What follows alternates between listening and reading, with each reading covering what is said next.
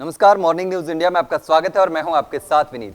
आज हम बात करने वाले हैं देवली उनियारा के समरावता गांव में थप्पड़ कांड के बाद मचे बवाल और नरेश मीणा के जेल जाने के बाद गांव वालों ने जो राज खोले हैं उसके बारे में। जी हां, ग्रामीणों के खुलासे के बाद एक एक करके एसडीएम के काले कारनामे खुलकर सामने आ रहे हैं, जिसके बाद अब नरेश मीणा को समरावता गाँव ही नहीं बल्कि पूरे प्रदेश की सहानुभूति मिल रही है और उनकी नजर में नरेश मीणा सही और एसडीएम और प्रशासन गलत साबित हो रहे हैं।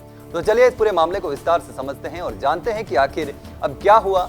देवली उनियारा से विधानसभा चुनाव लड़ रहे नरेश मीणा ने समरावता में मतदान के बीच 13 नवंबर को एसडीएम अमित चौधरी को थप्पड़ मार दिया था। इसके बाद रात में इतना बवाल हुआ कि गांव में आग लगा दी गई, गाड़ियों और बाइकों को फूंक दिया गया, पुलिस ने ग्रामीणों के साथ मारपीट की। इसके बाद नरेश मीणा को इस पूरे घटनाक्रम का विलेन बना दिया गया। लेकिन अब समरावता गाँव के लोगों ने मोर्चा संभाल लिया और एक एक कर एसडीएम और प्रशासन की पोल खोल रहे हैं। अब ग्रामीणों के बीच नरेश मीणा हीरो और एसडीएम और प्रशासन विलेन बनता जा रहा है। इसी बीच एसडीएम की बात करें तो उनका भी इतिहास अपराधों से भरा पड़ा है। एसडीएम पर कुछ छोटे मोटे नहीं बल्कि हत्या के प्रयास और आर्म्स एक्ट की धाराओं में मुकदमे दर्ज है। थप्पड़ खाने वाले एसडीएम साहब तो गिरफ्तार भी हो चुके हैं, जेल जा चुके हैं। इतना ही नहीं, जमीन मामले में एक महिला को धमकाने के मामले में तो साहब एपीओ भी हो चुके हैं। एसडीएम अमित चौधरी 2 साल पहले भी बूंदी जिले के हिंडोली में एसडीएम रहे थे। इस दौरान उनके कारण जमकर बवाल हुआ। एक दलित महिला के साथ अभद्र व्यवहार के आरोप में अमित चौधरी को एपीओ कर दिया गया।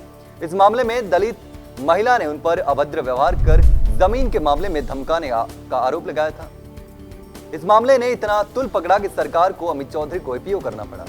वहीं एसडीएम मालपुरा में एक विवादास्पद दुकान को क्षतिग्रस्त करने के मामले में भी सुर्खियों में आ गए थे, जहां मालपुरा के एक पत्रकार ने आरोप लगाया था कि उसे फोन कर सूचना दी गई कि उनकी दुकान तोड़ दी जाएगी, जिस पर पहले से ही न्यायालय में मामला विचाराधीन था और कोर्ट से स्टे ले रखा था। इसके बावजूद अगले दिन एसडीएम और अन्य अधिकारियों ने मौके पर पहुंचकर जेसीबी से उनकी दुकान को ध्वस्त कर दी और सारा सामान खुर्द-बुर्द कर दिया। उन्हें अब तक उनकी दुकान से जब्त किए गए सामान का विवरण नहीं मिल पाया है। पत्रकार ने आरोप लगाया था कि जब उन्होंने इस मामले को लेकर न्यायालय में अवमानना की शिकायत की तो एसडीएम ने उनके माता पिता को घर जाकर धमकाया था। इसको लेकर उन्होंने कई बार शिकायत भी की, लेकिन अभी तक उनकी कोई सुनवाई नहीं हुई। इसके साथ ही 2013 में अजमेर के एक निजी इंजीनियरिंग कॉलेज में बीटेक फाइनल ईयर के दौरान अमित चौधरी के खिलाफ अजमेर के आदर्श नगर थाना में आईपीसी की धारा 307/34 हत्या का प्रयास करने और आर्म्स एक्ट में धारा 4/25 में मुकदमा दर्ज हुआ था। ये धाराएं कोई सामान्य धाराएं नहीं है, जिस पर भी ऐसी धाराएं लगती हैं वो एक आदतन अपराधी माना जा सकता है। इसके साथ ही सबसे बड़ी चौंकाने वाली बात तो ये है कि एसडीएम ने खुद ही इस बात का खुलासा कर दिया कि कलेक्टर सौम्या झा ने उन्हें फर्जी वोटिंग करवाने के लिए कहा था। इससे तो यही साबित होता है कि जो नरेश मीणा बोल रहा है वो सही था।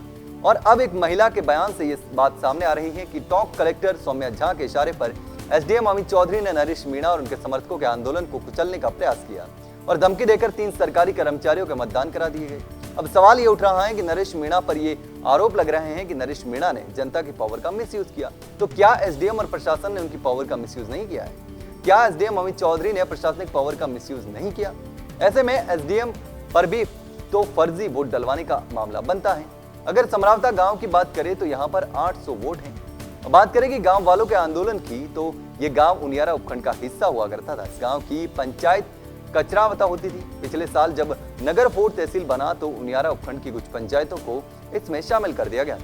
इसी में समरावता गाँव भी शामिल था, लेकिन गाँव वालों को ये सही नहीं लगा और वह लगातार विधायकों और अधिकारियों से समरावता को उपखंड में ही रखने की मांग कर रहे थे, लेकिन उनकी नहीं सुनी जा रही थी।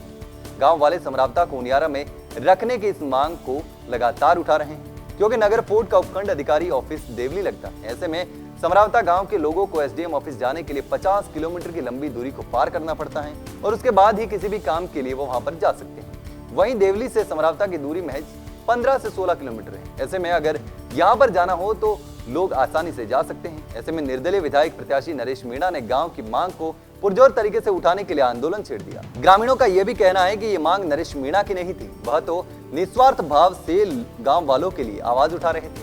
हालांकि अब यहाँ क्या कुछ होने वाला है वह तो आने वाले वक्त में ही पता चल पाएगा। हालांकि अब इतना सब कुछ होने के बाद नरेश मीणा को जेल भेज दिया गया है।